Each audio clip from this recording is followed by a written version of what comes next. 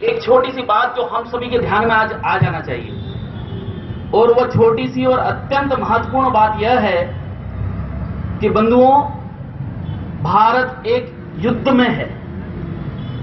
हम पर एक युद्ध आरोपित किया जा चुका है, हम पर आक्रमण हो चुका है, हम आक्रमित हैं, हम युद्ध लड़ रहे हैं, यह हमें स्वीकार करना होगा। युद्ध क्या है? तो युद्ध वैचारिक है, किंतु वो वैचार से आगे बढ़कर रक्त की क्रांति से नहाने को आतुर वह युद्ध है। हम देख रहे हैं, स्पष्ट दिखता है। और वह युद्ध किसने करवाया? वह युद्ध करवाया साम्यवाद, मार्क्सवाद, लेनिनवाद, स्टालिनवाद। स्टालिन अकेला एक ऐसा व्यक्ति जिसके एक ओछे विचार के कारण, एक तुच्छ विचार के कारण, एक अनपेक्षित विचार के कारण अकेले स्टालिन के ऊपर 6 करोड़ से भी अधिक हत्याओं का भार है। मार्क्स, माओ से तुंग, ये करोड़ों की हत्याओं के हत्यारे हैं।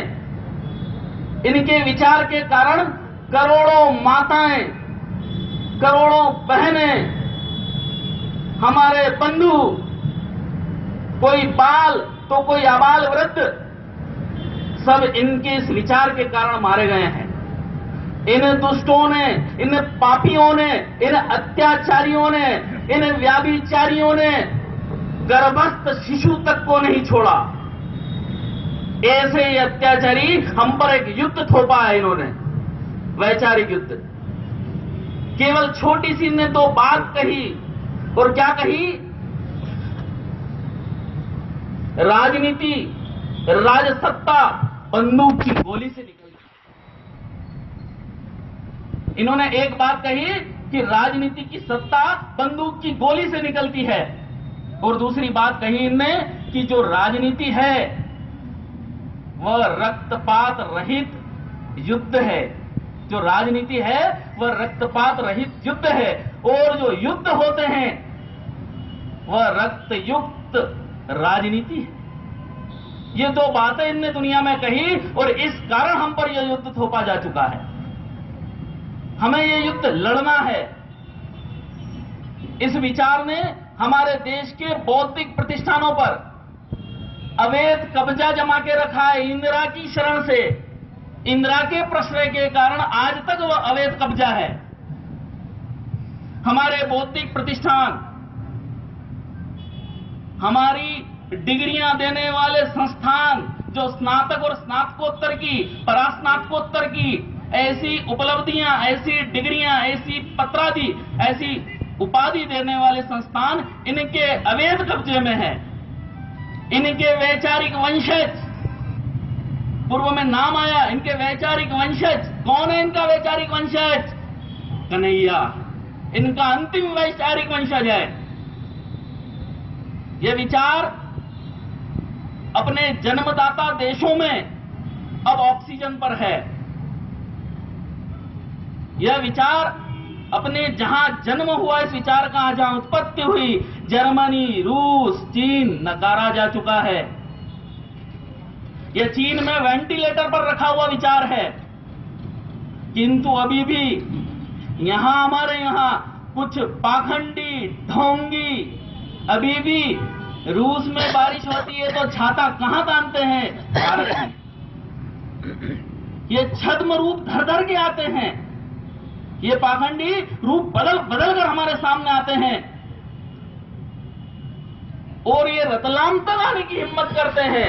किंतु रतलाम के अंदर बैठा यह जनसमूह आज पूरे भारतवर्ष में ऐसे ही इसी प्रकार संवेदना होने के कारण पूरे केरल के एक एक परिवार जिसके साथ यह दुख, यह घटना, यह शोक घटित हुआ है, उनके साथ पूरे भारत में, हर जिले में, भारत के हर कोने कोने में ऐसा जन समुदाय आज बैठा है।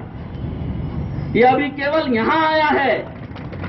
आवश्यकता पड़ी तो इस मार्क्सवाद को मिटाने यह जनसमूह, यह खत्म करने इस मार्क्सवाद को केरल तक भी जा सकता है।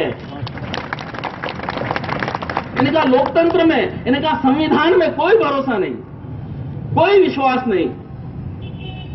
और जिसका लोकतंत्र में, जिनका संविधान में कोई भरोसा नहीं, उसे भारत में रहने का कोई अधिकार नहीं। बंधुओं, समय बहुत कम है, किंतु छोटी सी बात कहकर मैं अपनी वाणी को विराम देता चाहूंगा। यह युद्ध किसने थोपा? यह युद्ध थोपा है हम पर हथियार बनाने वाली कंपनियों ने, जो चाहती हैं हमारे हथियार का बहुत बड़ा बाजार भारत बने, भारत का युवा हथियार उठाए और आपस में अपने बंधु बांधवों के ऊपर गोली चलाए, अपने बंधु बांधवों के रक्त से नहाए, जो बैठे बैठे चाहते हैं कि हमारे रूस के अंदर बनने वाला हथियार भारत के सबसे बड़े बाजार में बिके। इसलिए यह विचार हम पर थोपा गया है। केवल इसका एकमात्र कारण उन्हें उनका हथियार बेचना है और हमारे देश में अराजक स्थिति पैदा करना उनका स्वप्न है। किंतु भारत में जब तक एक अंतिम हिंदू भी जीवित है, उनका स्वप्न कभी पूरा नहीं हो सकता। हमें यहां से ज्ञापन देने जाना है, समय बहुत हो चुका है, इसलिए व्यक्तिगत मिलकर फिर कभी मार्क्सवाद पर चर्चा करेंगे। आज के लिए मुझे लगता है इतना ही।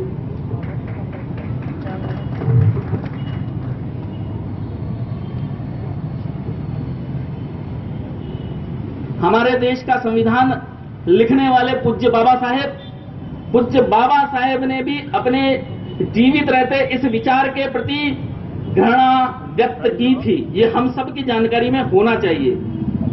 ये अंतिम बात मैं चाहूंगा। आज इतना ही।